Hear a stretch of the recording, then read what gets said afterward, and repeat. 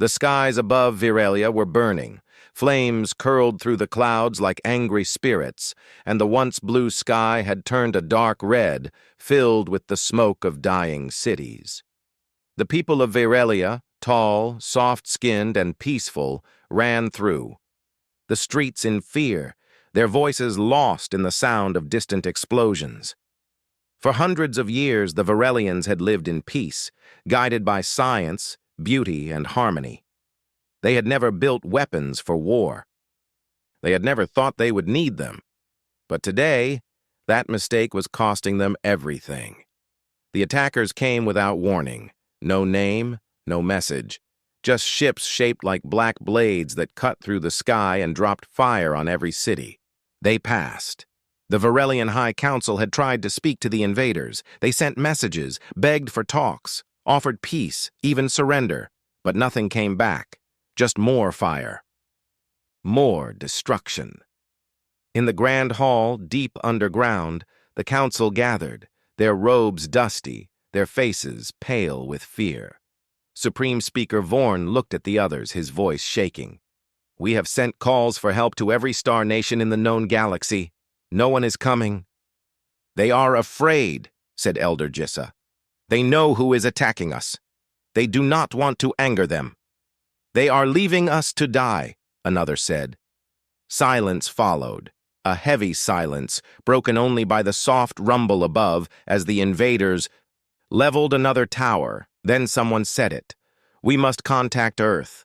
The room froze. It was a name they had all heard, a planet listed in old records, marked with only one word: Deathworld. The stories said Earth was wild, violent, full of strange life that killed just to survive. The creatures there were deadly, but the humans were worse. "We do not deal with Deathworlders," Jessa whispered. "They are not part of the council. They have never been trusted." "They have also never lost a war," said Speaker Vorn. "If they are as terrible as the stories say, maybe that is what we need." No one wanted to agree, but deep inside, they all knew the truth. Earth was their last chance. So they sent the message.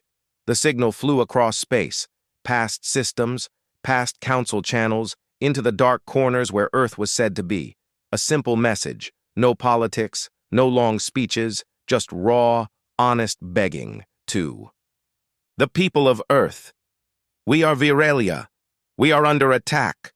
We are dying. Please, help us." Then they waited. Hours passed, then a day, then two. The council sat in silence, watching their cities burn, waiting for a reply that might never come. Until it did. The message from Earth was short. Only one sentence: "Help is coming, do not interfere, no name, no voice, just that." The council read it again and again. Was this a joke, a warning, a threat? They didn't understand, but they felt something shift in the air. In orbit above the planet, Virelian defense satellites picked up movement. Something was entering the system. Fast. Very fast. Too fast for standard ships. The first ship appeared like a shadow. Dark. Massive. Covered in strange metal plates that looked burned and scarred. It moved like a predator. Then came another. Then 5. Then 50. Hundreds of ships emerged from the void. Not smooth or shiny like council ships.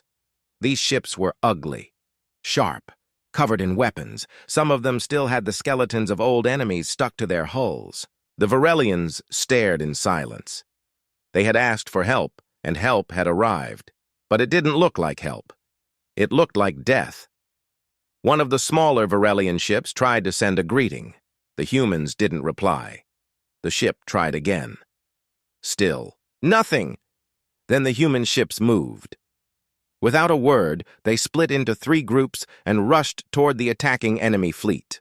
They didn't ask permission. They didn't wait for orders. They simply attacked. The sky above Viralia lit up again. But this time, it wasn't cities burning. It was enemy ships exploding in midair.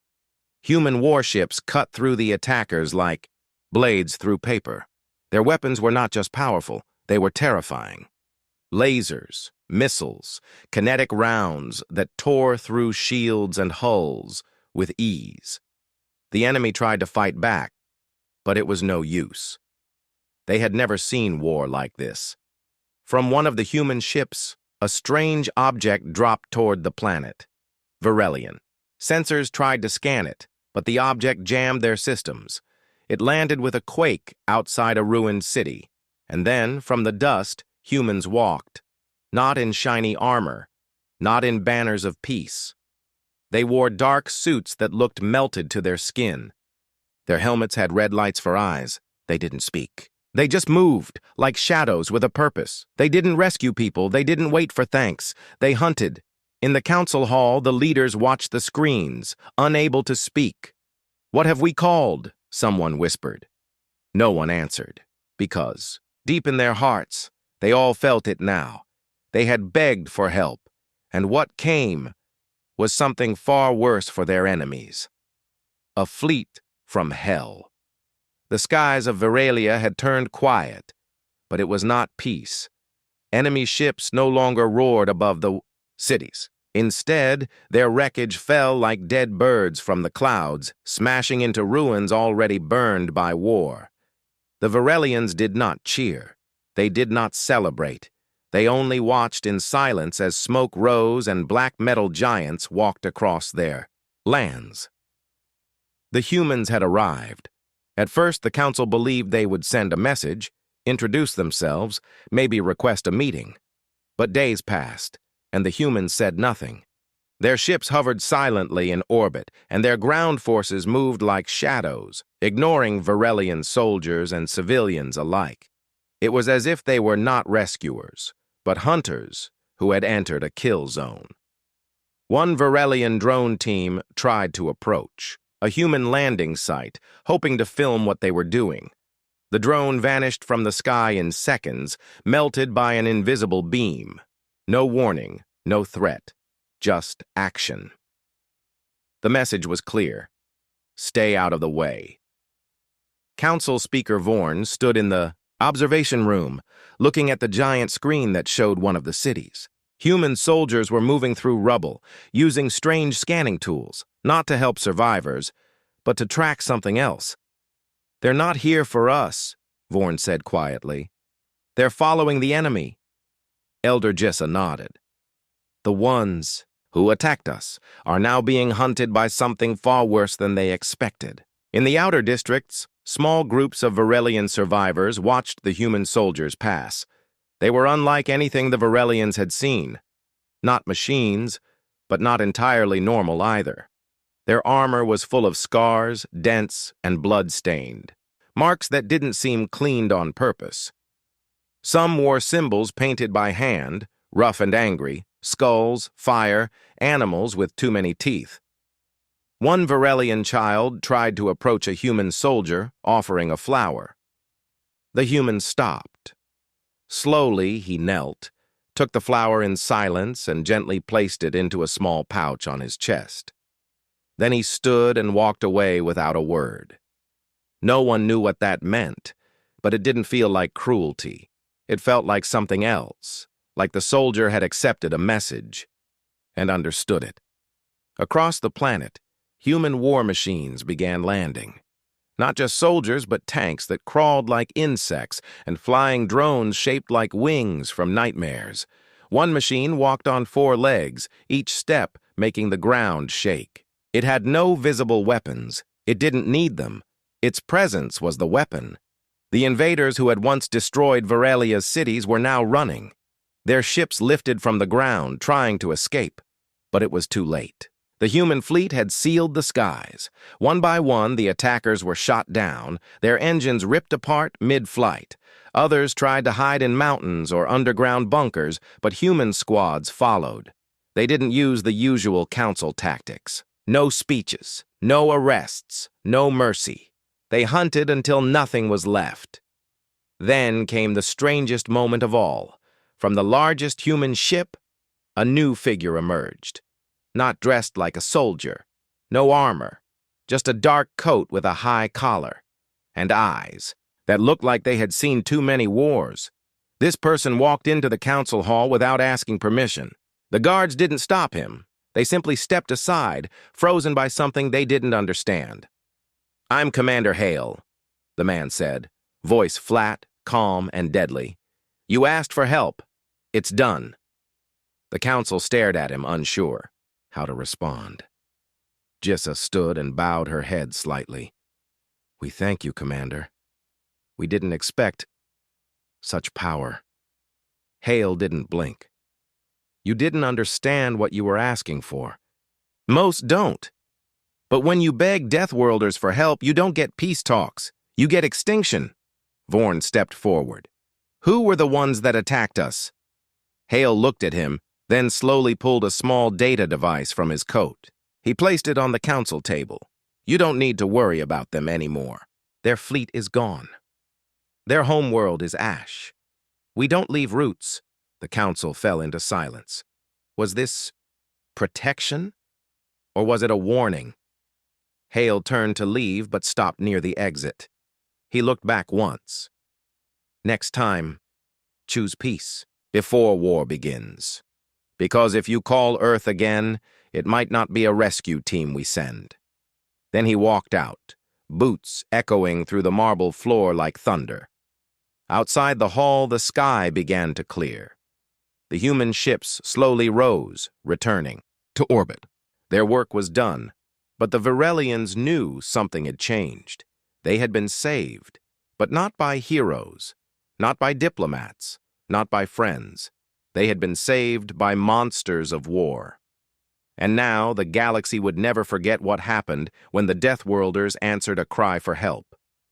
Even after the human fleet had returned to orbit, the scars they left on Virelia were not just from weapons. They were from silence. The silence of a species that didn't explain itself. The silence of soldiers who killed without shouting.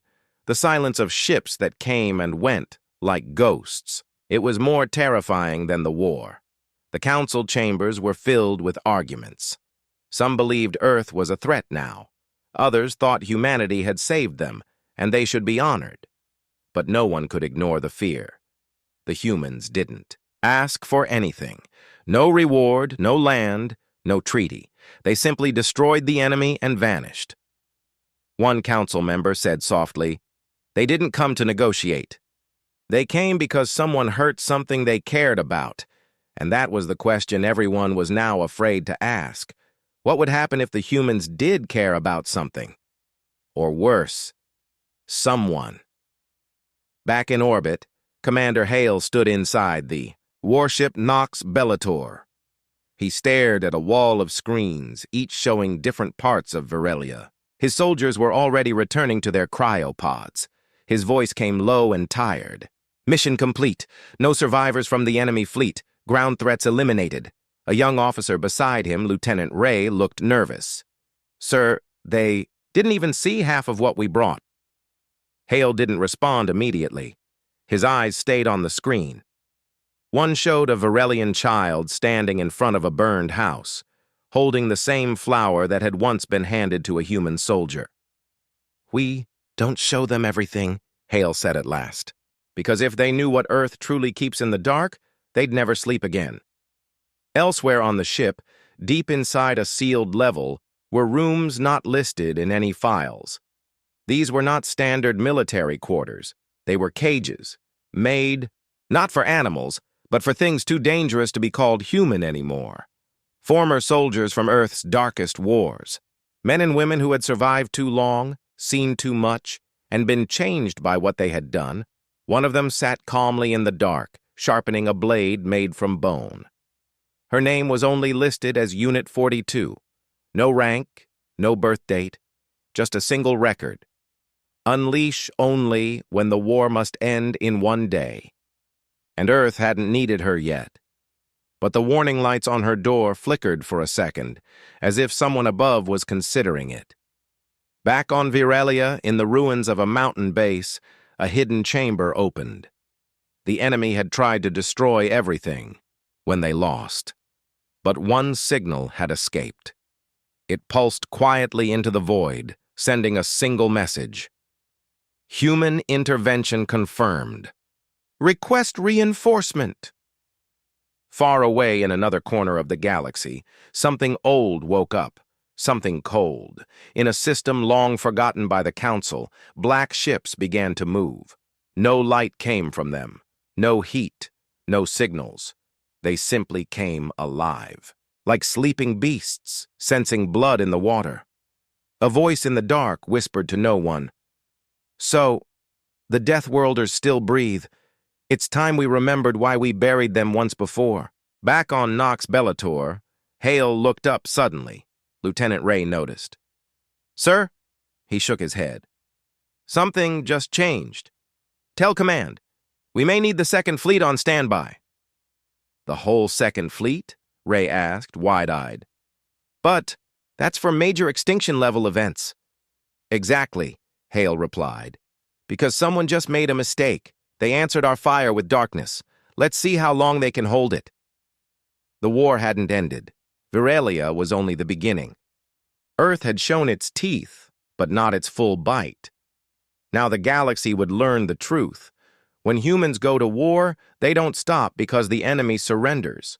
They stop when there's nothing left to fight, and something in the shadows had just asked for more. The space around Viralia had finally gone quiet. Human warships drifted like black statues in the void. Cold and still, their weapons resting but never asleep. Commander Hale stood alone in the observation deck of Nox Bellator, watching the stars. They blinked quietly, unaware of what had happened. Below them, or maybe pretending not to care, but Earth cared. At least some parts of it did. Behind Hale, a communication drone beeped. A message had come through. Not from Earth Command, not from any Council ally. It was an old signal, very old, from a source that hadn't spoken in years. Hale pressed a single button. The message played once, in a deep, grinding voice. "Your fire has awakened what we buried. The black signal stirs. Pray your monsters are still loyal." Hale said nothing. His jaw tightened. He looked down at the planet, then turned to his lieutenant. "Wake her," he said. Lieutenant Ray blinked. "Sir?" "Unit 42. Wake her." Ray hesitated. "We've never used her." Hale's eyes were sharp. "That's the point." Deep below in the restricted decks of Nox Bellator, red lights flashed inside a locked chamber. The cryopod holding Unit 42 hissed and opened. Cold vapor spilled out. A woman stepped forward, tall, scarred, and silent. Her eyes didn't blink. Her hands moved like a machine's. She didn't ask questions. Outside the chamber, armed guards stepped back. Even they knew she wasn't truly a soldier. She was a weapon, one made from pain, war, and something no one wanted to name. She looked up. "Where?" Hale's voice answered through the speakers. "Unknown system. Tracking the source now. But it's coming." She nodded once. That was all. Meanwhile, far beyond the outer colonies, inside the dead zones of space where no sun shined, a fleet was forming.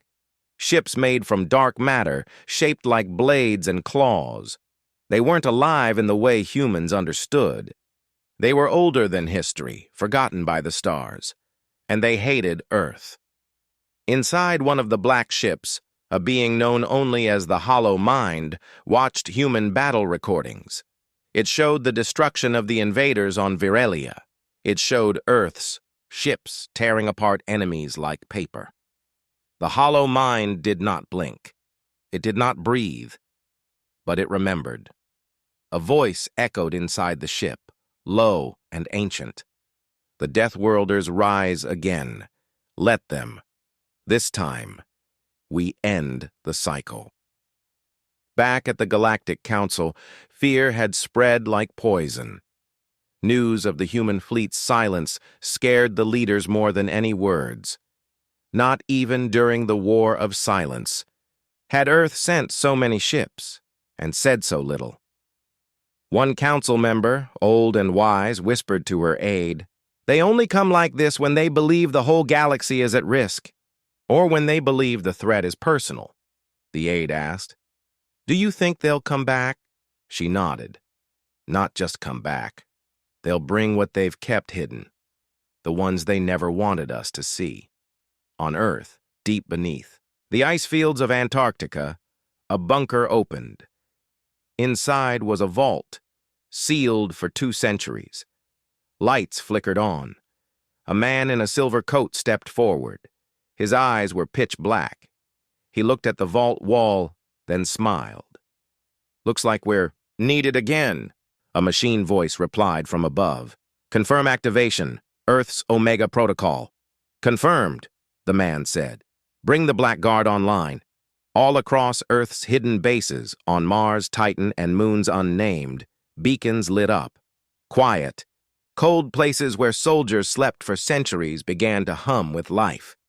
These weren't normal warriors. These were Earth's last resort. They were the kind of people even other humans didn't talk about, and they were waking up. In orbit, Unit 42 stood ready as Hale gave her the target. She listened, then simply said, "Understood." Her ship detached from Nox Bellator and entered slipspace without a sound. Lieutenant Ray turned to Hale. "Is one soldier really enough?" Hale didn't answer at first. Then he looked her in the eye. "She's not going to fight," he said. "She's going to send a message." Ray frowned. "To who?" "To the ones watching us, the ones who forgot why Earth is feared. She'll remind them." And as Unit 42's ship disappeared into the darkness, something old inside the galaxy stirred with fear. Because they knew what it meant when Earth sent one person, not an army. It meant the war was already decided. The question now was how much of the galaxy would still be standing when it was over.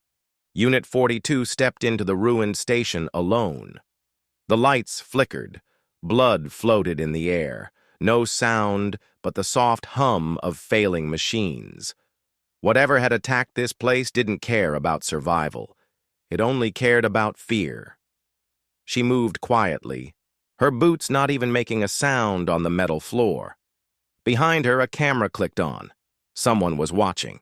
She didn't care. Let them watch. That was the plan. She reached the command room, all dead, burned, torn apart. Her eyes didn't blink. She tapped into the data core, downloading everything. As soon as she plugged in, the core screamed. It wasn't a sound, it was a presence. Something inside the system pushed back. Not a virus, not AI, a mind cold old. "I see you," it said in a voice that crawled under the skin. Unit 42 didn't answer. She let it watch her, let it taste her strength. Then she pulled out a thin black blade from her suit and stabbed it into the console. The machine cried out again. Sparks flew. The voice cut off. Now it knew. She turned and walked back into the hall. The darkness around her changed. It pulled back. Whatever had been hiding in the ship's shadows, whatever had been crawling behind the walls, backed away. They understood. The humans had arrived. Back on Nox Bellator, Commander Hale received the data. His eyes scanned quickly. "It's worse than we thought," he said. "They're spreading through abandoned sectors, using old tech, some of it ours." Lieutenant Ray frowned. "How is that possible?" "They've been studying us. Preparing. Preparing? For what?" Hale looked at her. "To end us."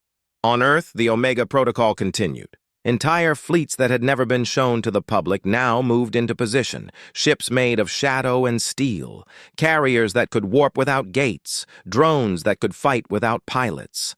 The galaxy had seen Earth's power before, but not this. This was different. A quiet message was sent to every system near the border. Evacuate. Now. Some obeyed. Others ignored it. Those who stayed behind didn't last long. Within hours, signals from entire colonies went silent, not destroyed, not attacked, just gone, as if they never existed. The hollow mind watched all of it. "They respond faster than expected," it whispered. "But will they survive the truth?" Its fleet began to move. Thousands of dark ships cut through space like knives. Their engines made no sound. Their weapons needed no light. Wherever they went, stars dimmed. These weren't enemies looking to conquer. These were beings that hated life itself. But Earth did not panic. They prepared. On Titan, the Black Guard suited up. Silent warriors with no past, no fear. On Mars, Project Revenant activated, a failed experiment that now had one last purpose. And on Earth, deep below the Atlantic Ocean, the Old One opened his eyes. He had not spoken in centuries, but when he rose, the sea itself trembled. A voice echoed in the command halls of Earth's central AI core. "This galaxy is under human protection. Leave or be erased." The Council received the message. It was not a threat. It was a promise. Some leaders begged for peace. Others tried to warn Earth to stop, but they were already too late. The humans weren't angry. They were focused. The next step wasn't diplomacy. It wasn't war. It was extermination. Unit 42 returned to her ship. The hollow mind had spoken. Now it was time to answer. She set course directly for the origin point, the place where it had all started. The place even humans had marked "Do Not Enter" on every map. She would enter. She would show them what a Deathworlder truly was. And when she arrived, the black sky split apart. Dozens of ships jumped in behind her. Quiet, controlled, deadly. The fleet from hell had arrived. And this time, they weren't here to rescue anyone. They were here to finish what the stars had started long ago. The hollow sector was empty space. No light, no stars, just black. Ships that entered never came back. Some said it was cursed. Others believed ancient weapons still floated inside, left from a forgotten war. But Unit 42 didn't care. She entered without slowing down. Her ship glided in silence. Behind her, the entire Deathworlder fleet followed, row after row of warships made on Earth, Mars, and moons no alien dared step on. These weren't peacekeepers. These were executioners. Each ship had only one goal now: find the source of the hollow mind and erase it. As they moved deeper, the stars vanished from their screens. The black around them wasn't space. It was something alive, something watching. Commander Hale sat inside the lead dreadnought, calm but alert. His face didn't move, but his eyes scanned every signal, every heartbeat. Then the ships began to vanish, one by one. No explosions, no warnings, just gone. "Signal lost on Stick 7, a crew member whispered. "Make visual contact," Hale ordered. They tried. Cameras turned, sensors scanned, but there was nothing. No wreckage, no debris, just silence. And then they heard it. A whisper, not through comms, not through audio. Inside their heads. "Why do you fight?" Lieutenant Ray grabbed her head. Her nose bled. Others screamed. Some fainted. But the Deathworlders didn't stop. They kept moving forward. The hollow mind didn't understand. Other species would have run. Most already had. But humans were different. They didn't run from fear. They studied it. And then they broke it. Unit 42 reached the core. A massive black sphere floated in the center of nothingness. No engines, no walls, just a single glowing eye. She stepped out of her ship into zero gravity, her suit keeping her alive. But the cold still sank into her bones. The voice returned. "You are too late," it said. "This galaxy belongs to me now."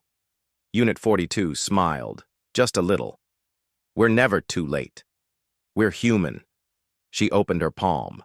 A tiny silver cube hovered above it. The hollow mind paused. It had seen many weapons. This was not one of them. It was worse. The cube blinked once and then exploded in silence. But it was not fire. It was light, pure, bright human data.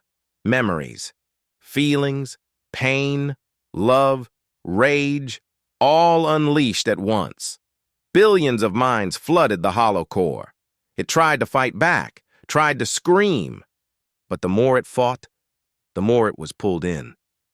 It had never felt sorrow. Now it did. It had never tasted regret. Now it drowned in it.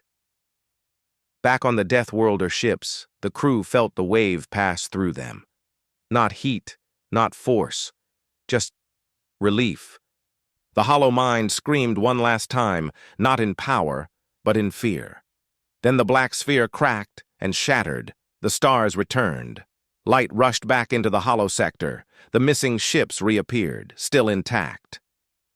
Their crews gasped, alive, blinking at the stars around them. Commander Hale leaned back in his chair. That's it. It's done. But it wasn't done.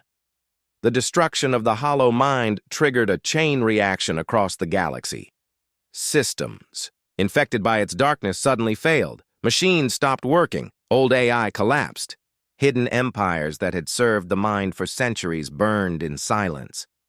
One message echoed across the stars. Humanity has arrived. And the Council. They watched everything from their hidden towers. Quiet, ashamed, terrified. The race they had once mocked had now done the impossible, again. They sent a message to Earth. No threats, no warnings, just 2 words. We surrender. But Earth didn't answer. Not right away. Because Earth didn't need their approval. They were Deathworlders. They had come when begged. They had fought what others couldn't. And they had left the galaxy cleaner than before. Unit 42 floated alone, in the remains of the hollow core. Her eyes closed, her mission complete. Then she turned and flew back to her ship. Her next message was short. One last thing left, and the fleet turned again. To the place no one wanted to visit. To Earth. Not for war, but to remind everyone what home really meant. The ships came home in silence. Not because they were damaged, not because they were tired, but because they carried something heavier than war. Truth. The kind of truth no one could hide anymore. The galaxy had begged for help, and humanity had answered. But the help came with a cost, a reminder, a warning. And now, Earth waited. From orbit, Earth looked peaceful, blue, white, green. No sign of the ships built deep in its oceans, no trace of the hidden weapons under its poles. The Council had always seen Earth as a wild child, unruly, loud. But now, they understood. Earth wasn't loud, it was holding back. The Deathworlder fleet arrived above the planet and took position in a perfect ring. Giant ships, dark as night, floated like sentinels. No music played. No lights blinked. They simply watched. Waiting. Unit 42 landed first. Her ship touched down in a quiet forest outside what used to be New Geneva. The trees swayed. Birds still sang. A child ran by with a toy in hand, not knowing the galaxy had changed. She removed her helmet. The air was clean. She walked into the old ruins, once a war bunker, now turned into the heart of command. Inside, Commander Hale stood at a round table made of old steel. Maps, signals, messages. None of it mattered anymore. "It's over," she said. He nodded. Almost. The last step wasn't destruction. It was memory. They had to remember what was lost, and why it could never happen again. Earth held a gathering that night. Not a celebration, a reckoning. Leaders, soldiers, survivors, and even silent council envoys were invited. A single fire burned. At the center of the circle, around it no lies were allowed. One by one they spoke. Stories of planets wiped out, of systems devoured by the hollow mind, of species who screamed but no one listened. Until the Deathworlders came. Then it was Unit 42's turn. She stepped into the firelight. Her voice was calm, but it cut deep. "You called us monsters. You called us dangerous. You pushed us to the edge of your maps. And when you begged for help, we came anyway. We didn't come because we liked you. We came because no one else could. And now, you fear us again. That's fine. But understand this. Fear didn't save you. Humanity did. No one spoke, not even the council. Because she was right. In the silence, a soft sound echoed through the valley. Not weapons, not ships. A child's voice. Singing. One song. Old earth music. A lullaby. And just like that, the soldiers wept. The council lowered their heads. Even the sky seemed to breathe again, because this war wasn't just about machines and darkness. It was about what? Made humans, human, their rage, their loyalty, their grief, their love, their refusal to let the galaxy rot. The Deathworlders had returned home, but they would never stay long. The stars still called them, not to conquer, but to protect. And now the galaxy knew. When Earth sends its deadliest, they don't just bring weapons. They bring hope, terrifying, wild, unshakable hope. So the next time someone begs for help, they'll remember who answered last time, and they'll pray Earth still listens. Because once the Deathworlders arrive, they don't leave the galaxy the same, they leave it better, or they leave it quiet, forever.